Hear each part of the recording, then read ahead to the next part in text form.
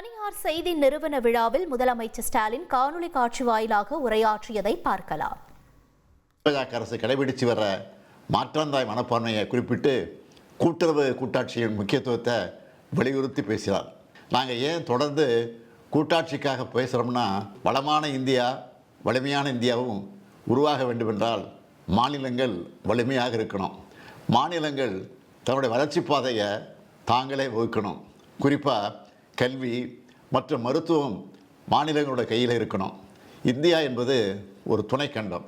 அதனால் நாடு முழுமைக்கும் ஒரே கல்விக் கொள்கை சரியானதாக இருக்காது. இருமொழி கொள்கையை உறுதியாக பின்பற்றி வர்ற நாங்கள் தேசிய கல்விக் கொள்கையை வலியுறுத்துகிற மும்மொழி கொள்கையை ஒரு நாளும் ஏற்றுக்க மாட்டோம். அதுக்காக நியாயமாக எங்களுக்கு வர வேண்டிய கல்வி நிதியை ஒன்றிய பாஜக அரசு தரம் இருக்கிறாங்க. மற்ற நிதி ஒதுக்கீட்டிலையும் தமிழ்நாட்டுக்கு ஓரவஞ்சனை காட்டுறாங்க. தமிழ்நாடு அரசு தன்னுடைய உரிமைகள் ஒவ்வொன்றையும் தொடர்ந்து சட்ட போராட்டங்கள் மூலமாக தான் நிலைநாட்டி வர்றோம். நியமன ஆளுநரின் முட்டுக்கட்டைகள், ஒன்றிய அரசின் தடைக்கற்கள் பல வரலாம்.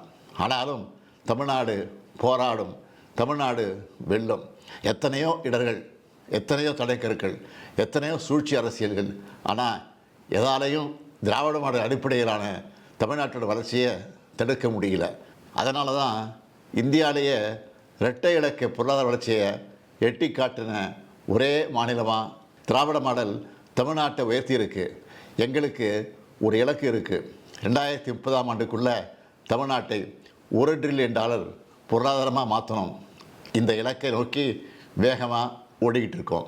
நிச்சயமாக சொல்கிறேன், திராவிட மாடல் 2.0 அதையும் அச்சீவ் பண்ணி காட்டுவோம். எங்களுடைய ரோட் மேப் தெளிவாக இருக்குது. அதனால தான் தொழில் வளர்ச்சியில் முன்னே எப்போதும் இல்லாத அளவுக்கு தமிழ்நாட்டை நோக்கி முதலீடுகள் வருது. இன்றைக்கி நீங்கள் கூடியிருக்கக்கூடிய கோயம்புத்தூர் தென்னிந்தியாவின் மான்செஸ்டராக இந்த வளர்ச்சியோட முக்கிய மைல்களில் ஒன்றா விளங்குது. தொலைநோக்கு பார்வையோட தமிழ்நாட்டுக்கான எதிர்காலத்தை வலிமையாக கட்டமைக்கணும்னு மாணவர்கள் மற்ற இளைஞர்களுக்காக பல முன்னோடி திட்டங்களை செயல்படுத்திட்டு வரோம். முதலமைச்சரின் காலை உணவு திட்டத்தில் 20 லட்சத்திற்கும் மேற்பட்ட குழந்தைகளுக்கு ஊட்டச்சத்து மிகுந்த உணவு வழங்குகிறோம். இளைஞர்களை அப்ஸ்கில் பண்ணுற நான் முதல்வர் திறன் மேம்பாட்டு திட்டம், 1000 அரசு பள்ளி மாணவர்களுக்கு முதன்மையான உயர்கல்வி நிறுவனங்களில் கல்வி பயில வாய்ப்பு உருவாகியிருக்க திறனறி தேர்வு திட்டம், பெண்களின் உயர்கல்வியை ஊக்குவிக்க மாதம் $1000 வழங்குகிற புதுமை பெண் திட்டம், அதே போல் மாணவர்களுக்கான தமிழ் புதல்வர் திட்டம்னு நாங்கள் உருவாக்கியிருக்க திட்டங்கள் எல்லாம் அதோட நோக்கத்தில் வெற்றி அடைஞ்சிட்டு இருக்குது. எங்களை பொறுத்த வரைக்கும் கல்விக்கு எந்த தடையும் ஏற்படக்கூடாது. ஏன்னா கல்வியோட முக்கியத்துவத்தை உணர்ந்தவங்க நாங்கள். கல்வி என்பது நாம் போராடி பெற்ற உரிமை. இன்றைக்கும் கல்விக்கு எப்படிப்பட்ட இடர்கள் உருவாக்கப்படுதுன்னு உங்கள் எல்லாருக்கும் நல்லா தெரியும். நான் உறுதியாக சொல்கிறேன், யார் எத்தனை தடைகளை ஏற்படுத்தினாலும் கல்வியில் எங்கள் முன்னேற்றத்தை தடுக்க முடியாது. அதே போல் பெண்கள் முன்னேற்றம் மற்றும் பாலின சமத்துவத்தை நோக்கியும் உழைச்சிக்கிட்டு இருக்கோம். மகளிர் உயர மாநிலம் உயரும்.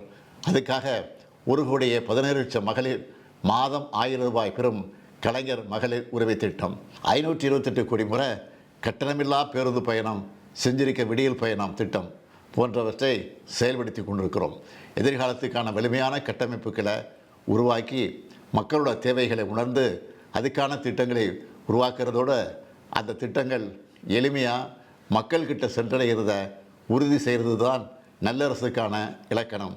அந்த வகையில் உங்களுடன் ஸ்டாலின் திட்டம் மூலம் 10,000 சிறப்பு முகாம்கள் நடத்த திட்டமிடப்பட்டு இதுவரை 5,691 முகாம்கள் நடத்தி முடிக்கப்பட்டிருக்கு.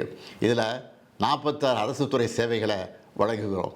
மாற்றுத்திறனாளிகளுக்கு உள்ளாட்சி அமைப்புகளில் இடஒதுக்கீடு கொடுத்து அவங்க குரல் ஒலிக்கிறத உறுதி செஞ்சிருக்கிறோம். இனி செல்லும் இடமெல்லாம் செய்தி. தந்தி டிவியின் வாட்ஸ்அப் சேனலை ஃபாலோ பண்ணினா செல்ல இருக்கும் இடமெல்லாம் செய்தி. இதோ QR கோட் இப்பவே ஸ்கேன் பண்ணுங்க, ஃபாலோ பண்ணுங்க.